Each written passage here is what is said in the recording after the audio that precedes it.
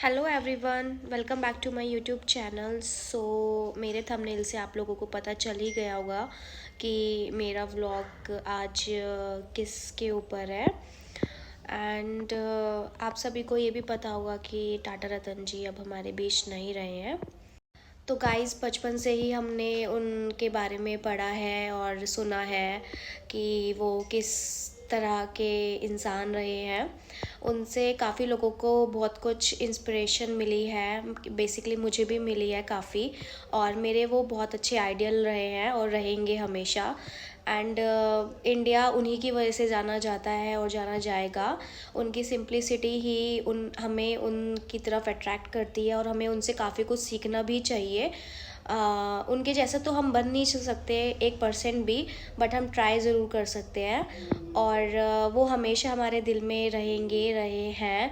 मैं उनके जैसा तो नहीं बन पाऊँगी कभी, बट मैं ट्राई ज़रूर करूँगी कि मैं उनके जैसी 1% बन सकूँ। एंड वो मेरे लिए ही बहुत बड़ी इंस्पिरेशन है, मेरे फेवरेट हैं, मेरे आइडल हैं, सब कुछ है। एंड काफ़ी कुछ सुना है उनके बारे में।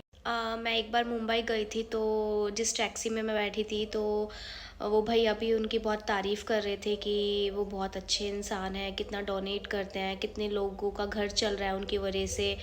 एंड ठीक है, अब जो क्या कर सकते हैं, जो होना था वो हो गया है। बट टाटा रतन सर हमारे दिल में हमेशा रहे हैं, रहेंगे।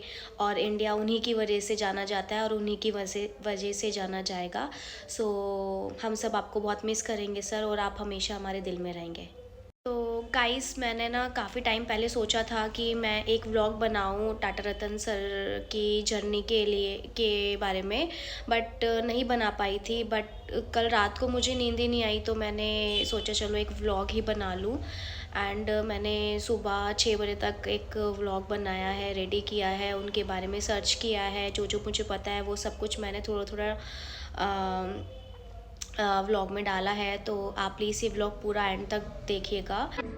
Ratan Nawal Tata was born to one of the richest families on December 28, 1937. He is the great-grandson of Jamsetji Tata, the founder of Tata Group. His father Nawal Tata was the adopted son of Ratanji Tata and Nawajbai Tata. His mother was Suni Tata. Despite hailing from a prominent family, Ratan went through a disturbing childhood growing up. This was because of his parents splitting up when he was just 10. Following the split, he was raised by his grandmother at a manor called Tata Palace. His grandmother formally adopted him through the J.N. Petit Parsi orphanage. He recalls being ragged at school over the divorce of his parents, as this was very uncommon in the 1950s. As the time passed, the ragging only got worse when his mother remarried. It was during these tough times when his grandmother played a very important role in shaping his character. His grandmother taught him the importance of retaining dignity at all costs. With his father, like when he wanted to study in US instead of UK, and when he decided to become an architect against his father's wishes of him becoming an engineer. Ratan Tata went on to study in the US at Cornell University, where he received a degree of architecture in 1959. He got an architecture job right out of the college, where he worked for 2 years. Ratan speaks highly of Los Angeles, as he spent some of the best years of his life in Los Angeles. He loved the weather, had a job, and owned a car. In his post in Humans of Bombay, Ratan Tata speaks about how he fell in love and almost got married in Los Angeles. Unfortunately, he was forced to move to India due to his grandmother's failing health. Even though he expected his future spouse to move with him to India, her parents weren't comfortable with this due to the instability of India due to the ongoing Indo-China war.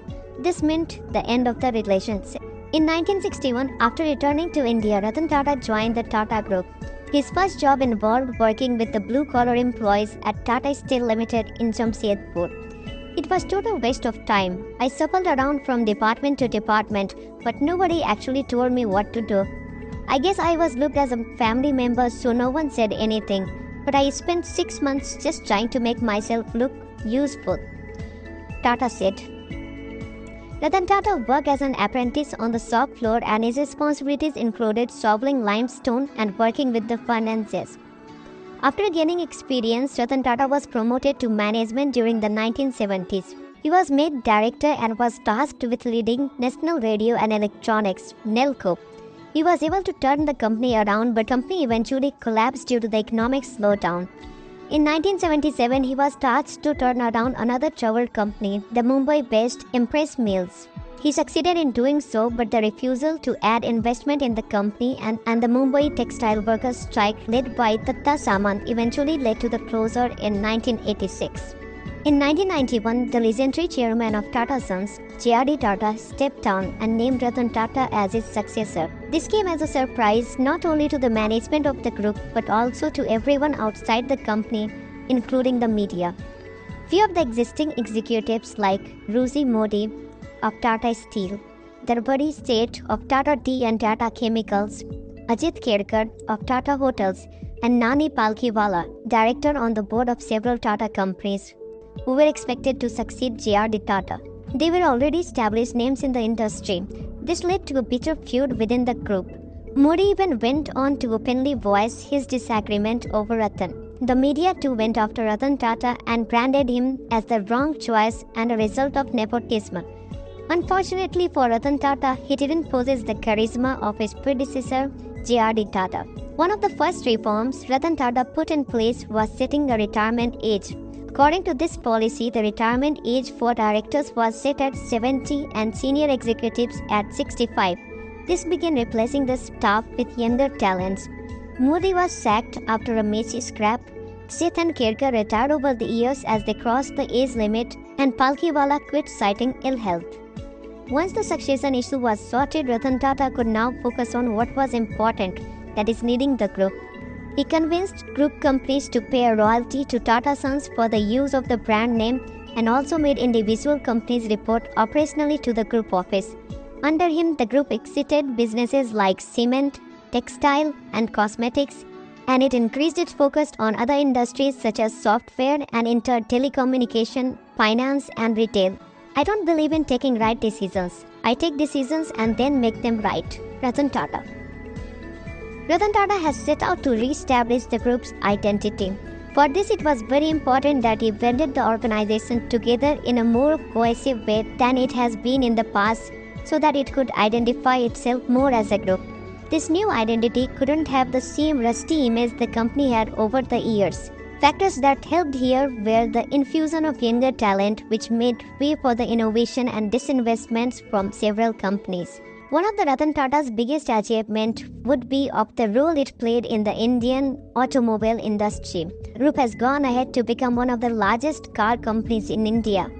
Despite the manufacturing and quality problems, an initial loss of Rs 500 crore was declared in 2001. However, the Indica became the bestseller and marked a real entry of Tata Motors into cars. Another revolutionary introduction by the Tatas was the Nano. The Nano was the dearest project of Ratan Tata. He decided to create a car as the price point within the reach of average Indian consumer after seeing a family of 4 on a motorcycle in heavy Bombay rains. His concern for the safety of nuclear family led to him promising to make a car that would cost only Rs 1 lakh. Tata implemented all means to reduce its price and the maintenance cost. He was the one who suggested that the car should be fitted with just one windscreen wiper.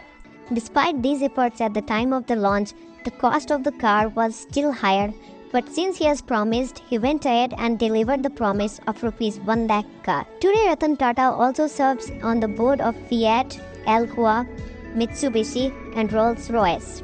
Another one of Ratan Tata's greatest achievement was taking the Tata Group to a global stage. This was made possible over a series of acquisitions.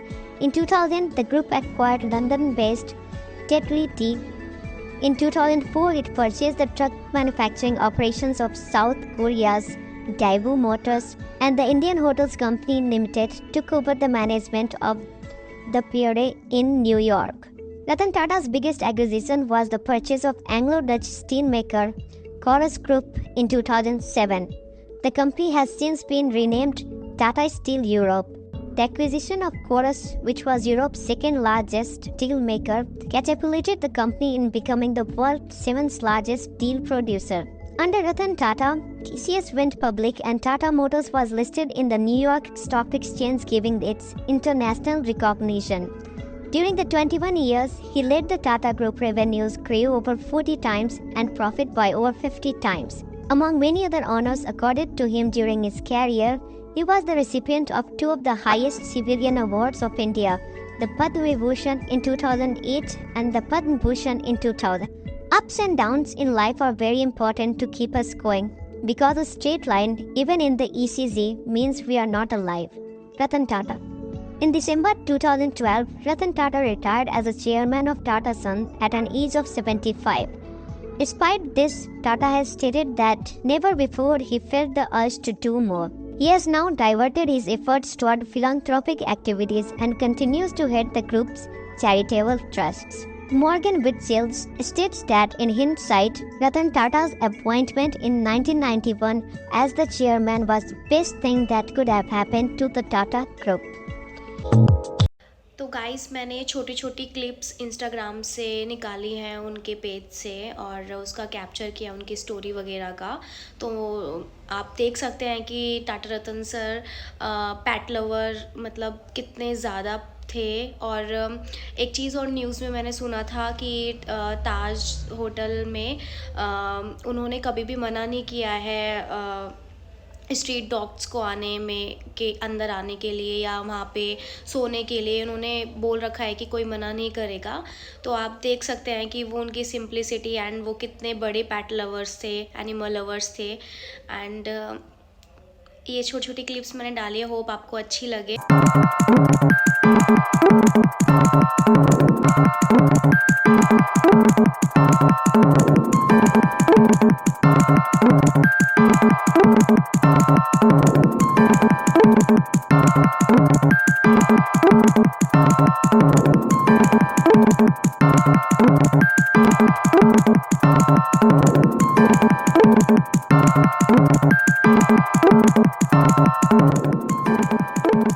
Tata Ratan का मतलब क्या होता है? Diamonds. और वो सच में ही एक diamonds रहे हैं और रहेंगे।